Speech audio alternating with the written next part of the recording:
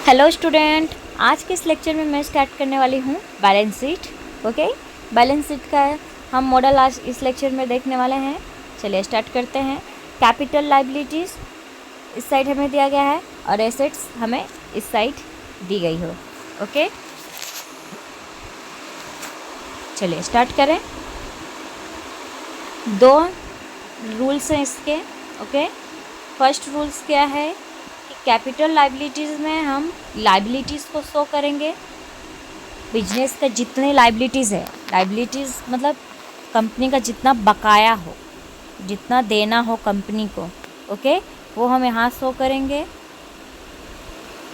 और asset side हम क्या शो करेंगे? एसेट साइड हम जो कंपनी के पास है वो हम यहाँ पे शो करेंगे। ओके, कि कंपनी के पास कितनी एसेट्स है। चलिए स्टार्ट करते हैं। अब हमारा क्या आ गया है? Fixed capital account. Fixed capital account. चलिए स्टार्ट करती हूँ मैं। अगर आपको कहा गया है कि कैपिटल अकाउंट प्रिपेयर करो, कैपिटल अकाउंट प्रिपेयर करो, तो आप करंट अकाउंट प्रिपेयर नहीं करेंगे। आप करंट अकाउंट प्रिपेयर नहीं करेंगे, सिर्फ क्या बनाएंगी? कैपिटल अकाउंट्स प्रिपेयर करेंगे। ओके, कैपिटल से अकाउंट प्रिपेयर करेंगे तो कैपिटल का जो क्रेडिट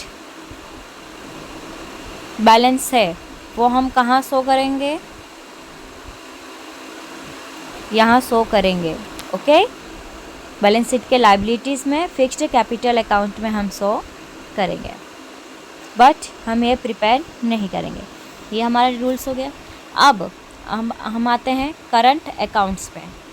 करंट अकाउंट में अगर आपको क्वेश्चन में कहा गया है कि आपको करंट अकाउंट प्रिपेयर करना है तो आप फिक्स्ड कैपिटल अकाउंट प्रिपेयर नहीं करोगे।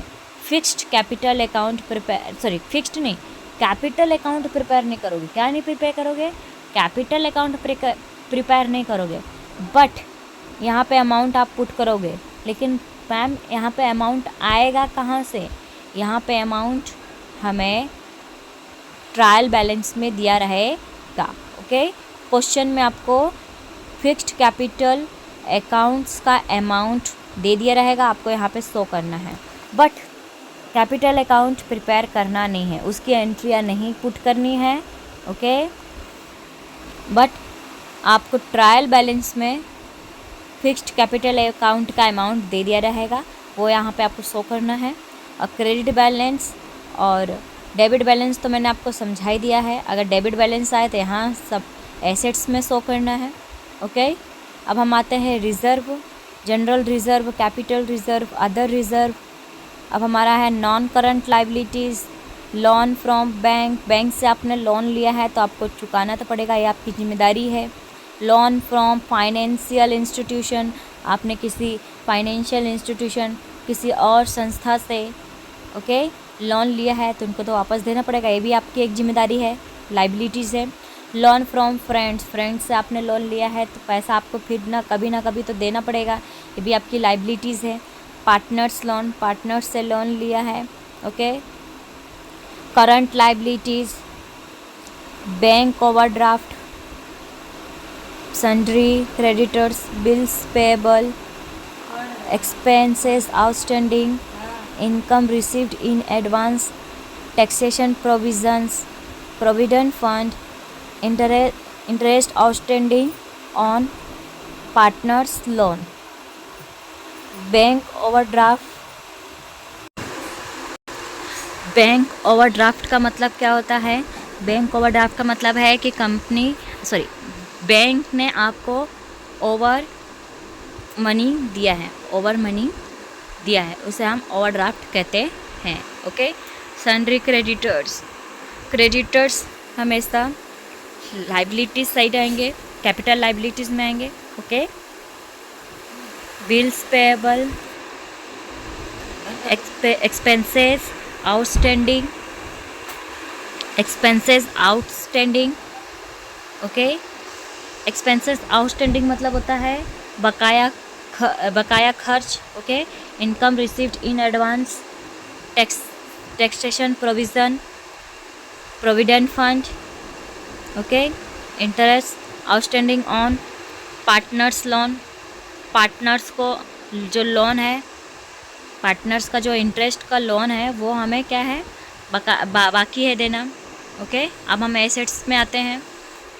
Non current assets, fixed assets, tangible assets. Tangible assets means क्या होता है, जो हमें एसेट्स दिखाई देते हैं। ओके। लैंड हमें दिखाई देता है, building, lease hold properties, vehicles, machines, furniture and fittings, ये सारे जो एसेट्स हैं हमें दिखाई देते हैं, तो इसे हम टेंजिबल एसेट्स कहते हैं। अब इनटेंजिबल एसेट्स मीन्स क्या होते हैं, जो एसेट्स हमें दिखाई नहीं देते हैं, अदृश्य हों। पेटेंट्स, ट्रेडमार्क, कॉपीराइट, गुडविल, ये हमारे इंटेंजिबल एसेट्स हैं। इन्वेस्टमेंट, इन्वेस्टमेंट का मीन्स क्या होता है कि आपने कहीं पे विनियोग किया है, निवेश किया है, उसे हम इन्वेस्टमेंट कहते हैं। कहीं पे आपने पैसा लगाया है। Okay. Investment in government securities, आपने कहीं गवर्नमेंट सिक्योरिटीज़ में पैसा लगाया है। इन्वेस्टमेंट ऑफ प्रोविडेंट फंड में, आपने प्रोविडेंट फंड में पैसा लगाया हो।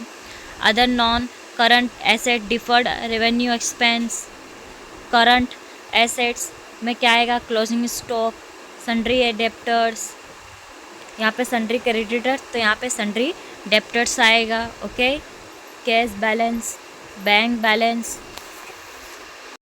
Income due, loan land, loan आपको मिला है, बिल्ड रिसीवेबल्स, प्रीपेड एक्सपेंस, आपने एक्सपेंस को पे कर दिया है एडवांस में।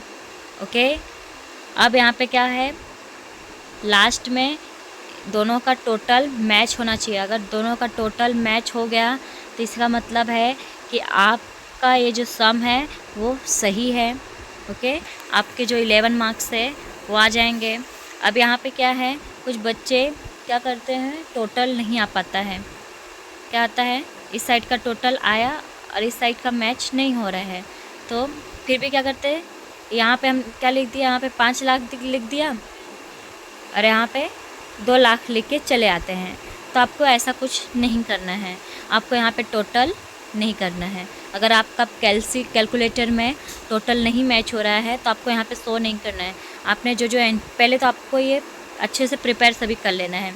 अगर आपने सभी के जो बैलेंस सीट्स हैं, सभी के सीट्स को अच्छे से प्रिपेयर कर लिया है, मॉडल्स को अच्छे से लिख दिया, तो आपको उसमें ही 2-3 मार्क्स मिल जाएंगे।